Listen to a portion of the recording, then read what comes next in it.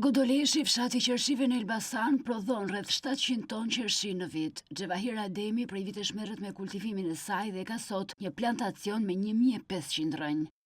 Kjo është qershia autoktone e Godoleshit, vetëm zona e Godoleshit e bën këtë lloj qershie. As vend tjetër nuk bëhet. Ademi thekson se kërkesat janë të larta, veçanërisht nga tregu vendas. Tani për momentin këtë vit nuk ka fare, si ka dëmtuar moti.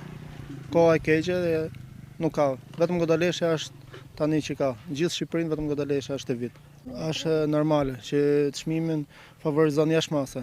Vetëm se s'kan të tjerët. Xhevahir Ademi trashëgoi nga babai i tij 750 rënj qershi. Dikur kjo pasuri nuk i dukej me leverdi, për këtë arsye ai emigroi drejt Greqisë, ku punoi në sektorin e buqësisë. Po emigrimin e pash si ishte zgjedhje e dur dhe larg familjes, ndërsa këtu është gjë më kryesore.